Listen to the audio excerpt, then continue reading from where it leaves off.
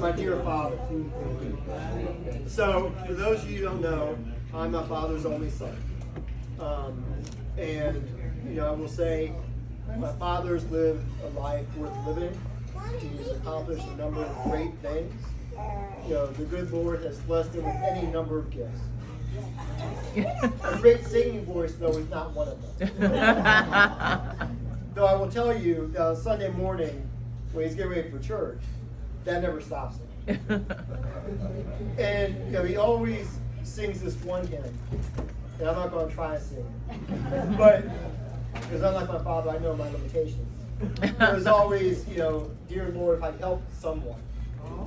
And, I think that really typifies my father's approach to the community and how much he gave back to the community. And on behalf of your children, Dad, you set a strong example for what it means to give back to the community and a strong example of your work ethic and your dedication. So for that, I love you and I'm forever in your debt.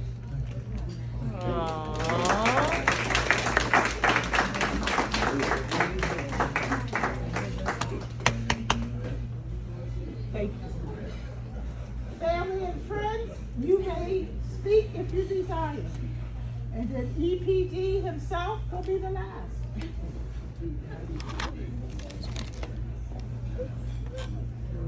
No one has anything to say? Oh my gosh, he must have sworn you to secrecy. Come on, Mr. Jackson. First, giving honor to God this evening. I'd like to thank sister or whoever invited me tonight. And yes, you. Happy belated to my brother, mentor, and spiritual worshiper. And I'd like to thank Ernie for the things that he's told me in very humbleness that we talked to over the last 30 years since we were at our previous church. I thank you for that. As Reverend Henry used to say to my brother, keep on keeping on. God bless you. Much love. Amen.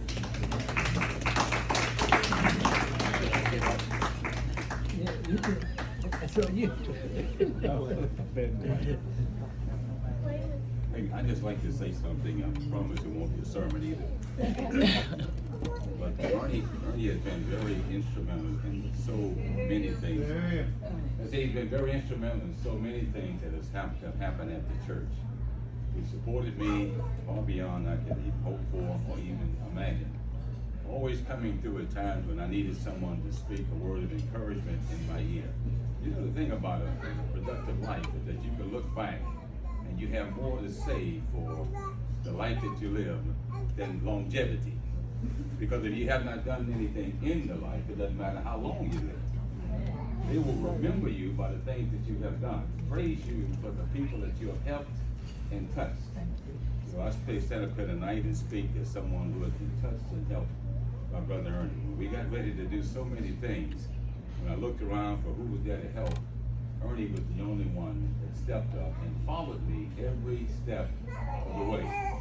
We're in a place right now that he and I fought shoulder to shoulder to get us into where we are now. And not just in where we are now, but when I felt like, I was supposed to pass suspicion on to somebody else, look for a Joseph to take this thing over the bridge. Ernie came in, just like he's the one who found the land on Page Road. He came in again and he told me about this church that someone had turned him on to. Well, to make a long story short, I didn't want any parts of it. We had in my mind we're going to build anew, and that's all we're going to do. But Ernie came in and he said, Pastor, you got to see this. So against my, I don't want to say better judgment, but even against my reluctance, we went out to see the church, and once we saw it, it was just unmistakably the place that God would have us to be. Everything that would have cost us millions of dollars to build, God had already enabled us to save that amount of money. So when we move in it, we purchased it debt-free. And even renovated it debt-free. Same banks that would not even look at us no matter how much we have saved and politely ran us off. Because of his encouragement, we stepped up, and now these same people, we can say thanks, but no thanks. What you have enabled us to do, we now were able to walk in there debt-free. But I can truly say, and I tell him all the time, we would not be where we are now. God did not continue to use him to inspire us, speak a word to us, and encourage us in the way that we needed to be encouraged. I just want to thank that brother. He'll never know the difference that he had made in the lives of many of us sitting here. I didn't want to go out without him telling them how much difference he has made in my life. Thank you, Brother Ernest. Thank you, Ernest, we go back a long way. But I want to tell you something. I know that you know. I'm going to say it like this. It's already done. Whatever you ask the Lord to do, you got to believe that it's already done. He listens while you pray, and he knows how long you have to wait. So don't give up. Keep the faith, because it's already done. Already done. Whatever you ask, Lord, you got to believe that it's already done. He listens while you pray, and he knows how long you have to wait. So don't give up. Keep the faith, because it's already done. Yes, I know that. He has. Oh, he's going to be something else. He's totally out. Oh. So just remember what he's going to be like. He has a wife, and I declare right now that he's going to make his family happy. Whatever you ask God to do, he's the chief of all of us here. I celebrated 88 years a couple of days ago. But he is the main source. See, I had pneumonia when I was 3 or 4 years old. And this lady was my grandmother. Was a full-blooded Cherokee Indian. I don't know how in the world she ever got to Philadelphia, where I was raised. But I can remember being broke down. His wife do that. And when she died, I went over to where she was, down in North Carolina, where my dad was. And I got on my tippy toes and looked at her and looked at the kids. And just stared at her. And every time my uncle or my dad would drive us back down there, I would go to where she was buried. So finally, one of my family asked me, brother, that was my nickname, why do you always go to grandma? I said, I don't know. And then I was finally told that she was dead. And every time I see that, hear that song, I think about God. Because he is the chief physician. All you have to do is open your hearts and your mind and your spirit to him. Don't worry about a thing. Because you got to believe that. And as I stand here at age 88, I'm just getting started. So keep on, keep the faith up, brother. You got to believe. You're my Thank you.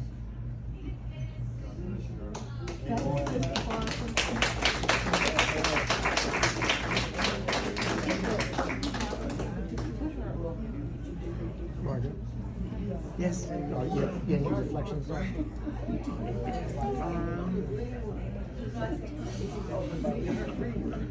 Candy, while you're up there, you want to say something about your father? Yes. Our father? Baby, would you hand me Glass of wine? the 2 cards that's under there? Margaret? would you like to go next? But you can keep it as another blue one there. And set this up. It's for these people in this room. You deferred everything. Okay. That's what I do. Deflect. Birthday party, I appreciate it. I searched high and low for a card for my father. Did you speak? I'm just going to read this. I'm not going to be long. First, I'm going to read the card because it really sums him up. Dear Daddy, you carved a path and made a life for yourself that's truly your own. Just want you to know how good it is seeing you do your thing and live in these years in ways that make you so happy. And then I write, I thank God for the chance to celebrate your birthday with you. I love and adore you, and I wish you so many more. And I truly love you. This is a card I was asked to read. This is from a brother of mine and a fellow Mason. Ernie, I would like to apologize for not being in attendance on your 90th birthday. I want you to know that you have been a friend, a brother, a mentor, and a father figure for me. You are greatly appreciated and loved. Happy birthday and enjoy your special day. Love, Ron Arnold. Thank you. Everyone have a good evening.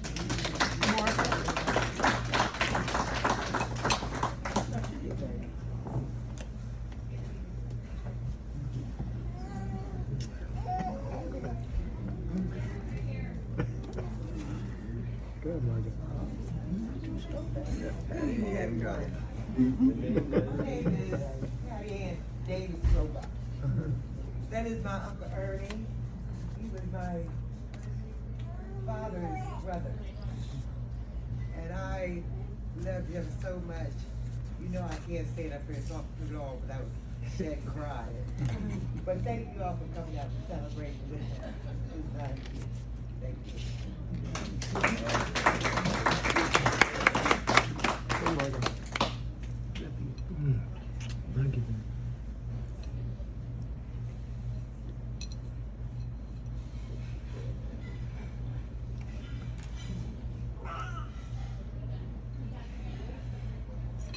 Hello, everybody. I'm Margot, the middle daughter. And I don't think that my sisters and my brother and I could have had a better father. And the only thing I could say so that you understand the fullness in me is that 90 years ago, a star was born. All right. Thank you.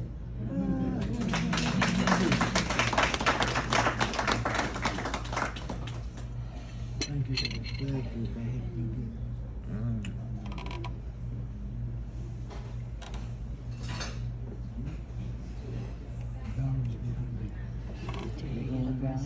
No, I missed it. Valerie, Okay. You can put that up on Google. this is absolutely directed to Ernest. But 2 weeks ago, the community of Harrisburg had an opportunity to come together and to celebrate one of our own in the person of Reverend Charles Monk. I was at that affair with Ernie, who was sitting in front of me. And Ernie, I went behind your back later that evening and called Valerie to tell her that not once, not twice, but 3 times, you came to me, embraced me, and told me that you loved me. I called her because during that moment you seemed to be a little unsteady. And she reminded me of something that was really, really profound what she said to me. And I'm so honored to having heard that from her lips. She said, James, you are simply a part of my dad's village. That's awesome to be a part of your village. Ernest P. Davis, Uncle Ernie, I've called you so many different things. I've loved you, embraced you, and loved you. And you've loved me back, and I really appreciate that in so many ways. You've touched my life in so many ways and in so many levels. You've touched my life. And I certainly appreciate that. It's always good to say that to someone's face, that because of you, in so many ways, I am. Bless you.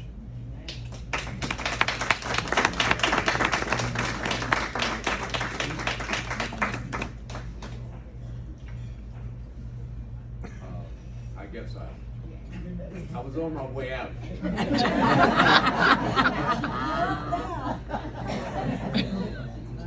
Oh, help us. He's been my mentor for a long time. From New York City to Newark, New Jersey to Hershey, Pennsylvania. Every step of the way, whenever I needed something or someone, he was the second person I called after I called my mother. Thank you for everything. He's been first in everything that I know, and I'm not going to bring anything else into it.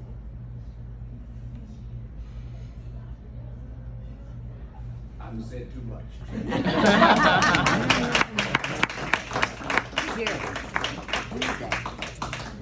Taunton? Spencer. Oh. I didn't know that, but then I didn't know him, so. Hi everybody, my name is Paul Wambach, and this is my wife Carol, and my brother Ernie over there has invited us to his 90th birthday party. What a thrill to be here. I do want you all to know that Ernie and I go back a long way, probably 60 years, because he was a friend of my dad's long before he was a friend of ours. He was my Uncle Ernie when my dad was alive. He's now my brother Ernie. And every Wednesday, we move from the big house, and I don't mean jail. We moved from the big house to our development, and that's when Ernie called me and says, "Paul, you live in this development." I said, "Yeah, Ernie." He says, "We gotta get together." And we did. We get together every Wednesday for lunch. The 5 of us to go out in our development. We eat and partake every Wednesday. But what I want to do for Ernie and for all of you is I was raised Byzantine Catholic, and I know you all have the roots in the Black Church. And the Black Church is something I really appreciate because you live and you're vibrant in the Black Church. In my church, we just go to church. In your church, you go there and have a ball. But anyway, in my church, we sing a little thing when it's a special occasion. And I'd like to sing it for you, pardon my voice and my singing voice. May the Lord God grant peace, health, happiness, and long life to Ernie Davis on this, the occasion of his 90th birthday, for many happy and blessed years. God grant him many years. God grant him many years. God grant him many blessed years. In health and happiness, in health and happiness, God grant you many blessed years. Happy birthday, Ernie. Happy birthday.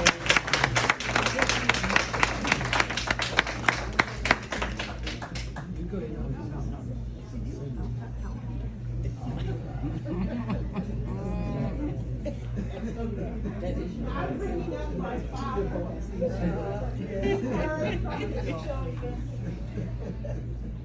I want everyone to know I have all of your names and numbers in my phone. So I can call on you when I need you. But you can call on me when you need me. And my father is exemplary of that. Because y'all have called on him when you needed him. So at 90 plus, because on Thursday he was 90. Today is the 10th of September, and it is his late sister's birthday. His sister, Pearl Davis Johnson. And they were always close. I didn't celebrate his birthday without celebrating her. So anyone that knew my Aunt Sissy, his great sister.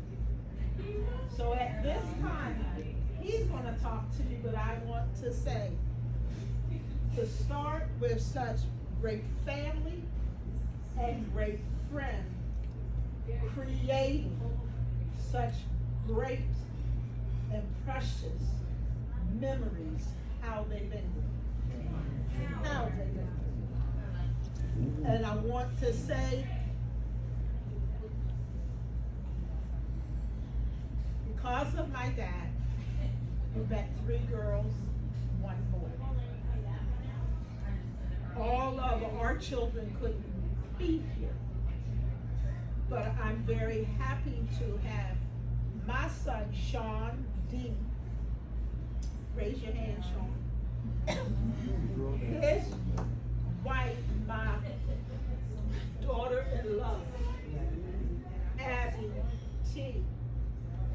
And then for me to stand here and duplicate 3 granddaughters, as my dad did 3 daughters. A girl that, as the echo chamber said, so I have a Sage, a Sloan, and a Zola. So I'm thankful for all of that in the beginning.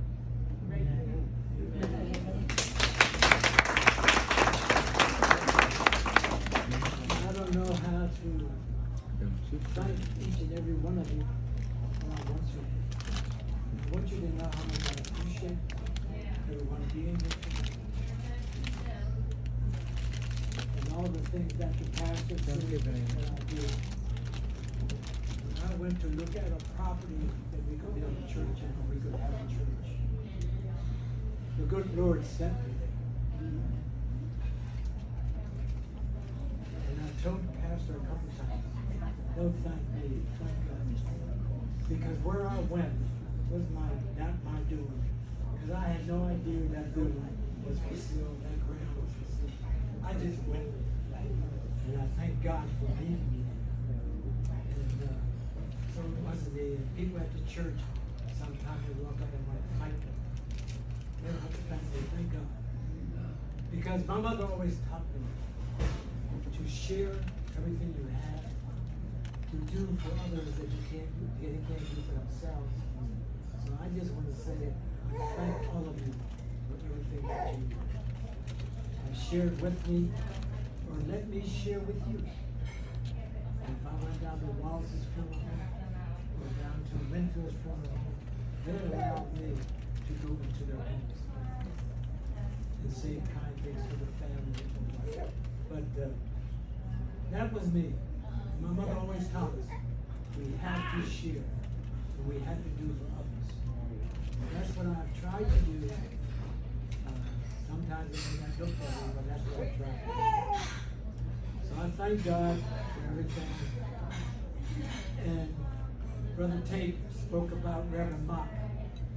Reverend Mock was about 2 weeks ago, we celebrated his retirement. It was one of the greatest Sundays I've had for a while. And when he thanked us, he said, thank you, Ernie Davis, for what you have done. I tried to do whatever Reverend Mop needed help. I tried to help him and whatever. But that wasn't me. It just made, God made me get up and do these things. I had no intention of doing that or doing this. Find a church for us to go to have. But something just would get me up to go out there. I don't know why. I just did. But all of you who have helped me, thanked me, I didn't do enough for you. Because I would do anything I can to help anyone in this room. And it's just me, it's what my mother taught me. And I just thank you for letting me do it. And I've always told people in my family, the best thing we can do is love each other, love our friends. This is where it's at. If you can't love your family and love your friends, you got a problem. Again, I say thank you, and I wish I could do it.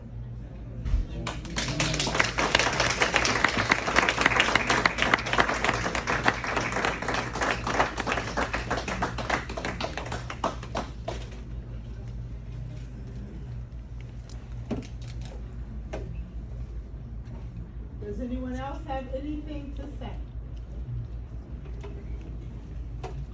If not, we would like to say to you, thank you for taking this time out of your day to celebrate our father and grandfather and great-grandfather. And just so you know, the youngest of the grand, his great-grand, she's been speaking with all of y'all all the time. Right. Mr. Parker brought it up and she kept on speaking. It's all good. Turk, you don't have nothing to say? No, it doesn't say. Yeah, I can call people out. And you can call me because you got my number, but it's all right. Your name will come up and I don't have names. Thank you, one and all. Mix and mingle, hang out, do what you do. But thank you for doing part of what you do today with him.